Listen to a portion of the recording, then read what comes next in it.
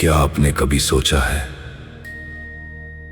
दुनिया के सबसे अमीर भगवान आखिर कर्जदार क्यों है? सदियों पुरानी ये कथा केवल एक कहानी नहीं, बल्कि एक ऐसा रहस्य है जिस पर आज भी करोड़ों लोग विश्वास करते हैं। ये कहानी शुरू होती है वैकुंठ से। वैकुंठ में चारों ओर शांति थी, देवता प्रसन्न थे। माता लक्ष्मी भगवान विष्णु के चरणों में बैठी थीं। तभी वहां पहुंचे महर्षि भृगु। उनके मन में एक प्रश्न था, त्रिदेवों में सबसे श्रेष्ठ कौन है? इस प्रश्न का उत्तर जानने के लिए वे सबसे पहले ब्रह्मा जी के पास गए, लेकिन उन्हें लगा कि ब्रह्मा जी ने उनका उचित सम्मान नहीं किया। फिर वे भगवान शिव के पास पहुंचे। वहां भी उनका क्रोध शांत नहीं हुआ। अंत में वे भगवान विष्णु के पास वैकुंठ पहुंचे। उस समय भगवान विष्णु ध्यान में लीन थे। महर्षि भृगु का क्रोध भड़क उठा। उन्होंने सीधे भगवान विष्णु की छाती पर पैर मार दिया। पूरा वैकुंठ कांप उठा।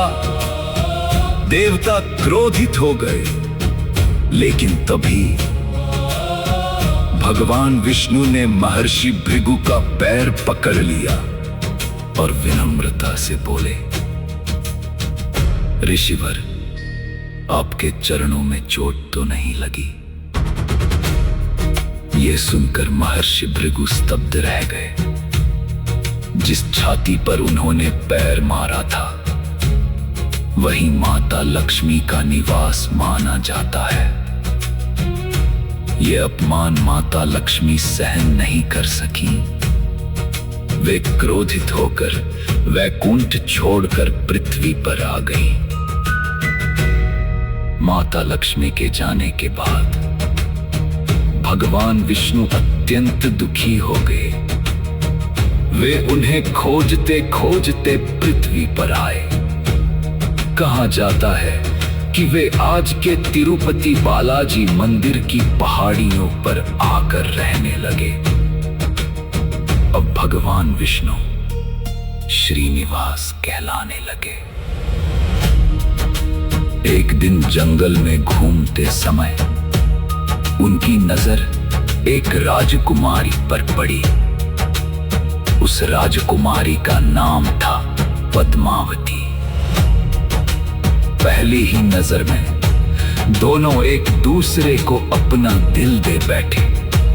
धीरे धीरे उनका प्रेम गहरा होता गया, लेकिन उनका विवाह आसान नहीं था। राजसी विवाह के लिए अपार धन की आवश्यकता थी। तब भगवान श्रीनिवास पहुंचे धन के देवता कुबेर के पास। उन्होंने कुबेर से बहुत बड़ा ऋण लिया। कहा जाता है कि भगवान ने वचन दिया, कलयुग समाप्त होने तक मैं ये कर्ज चुकाऊंगा।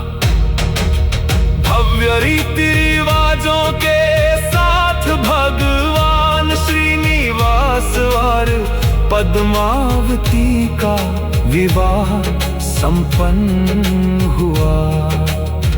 देवताओं ने आशीर्वाद दिया। आकाश से पुष्पों की वर्षा हुई, लेकिन कुबेर का वह ऋण अभी भी बाकी था। इसीलिए आज भी करोड़ों भक्त तिरुपति बालाजी मंदिर में दान चढ़ाते हैं। मान्यता है कि भक्तों द्वारा चढ़ाया गया धन भगवान की उसी ऋण को चुकाने में लगता है। यही कारण है कि ये मंदिर दुनिया के सबसे धनी मंदिरों में गिना जाता है।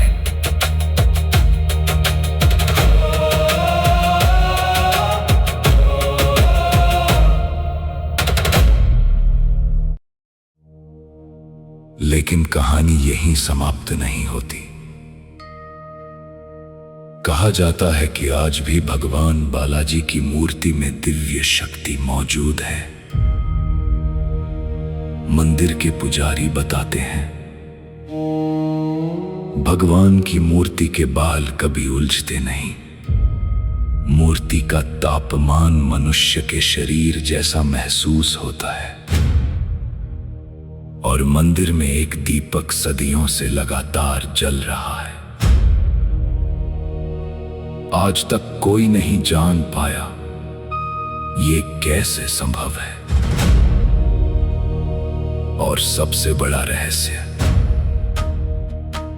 जब रात में मंदिर के द्वार बंद हो जाते हैं तो कहा जाता है कि स्वयं देवता आकर भगवान की पूजा करते हैं। इसीलिए सुबह मंदिर के अंदर ताजे फूलों की सुगंध महसूस होती है और वातावरण में एक अद्भुत दिव्यता छाई रहती है।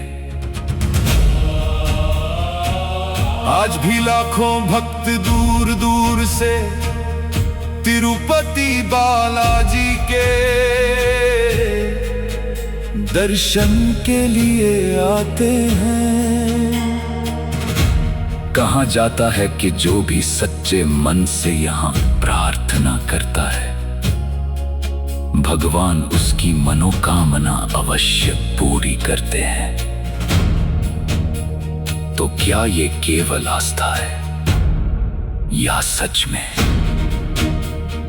तिरुपति बालाजी मंदिर में आज भी कोई दिव्य शक्ति मौजूद है। ये रहस्य आज भी अनसुलझा है।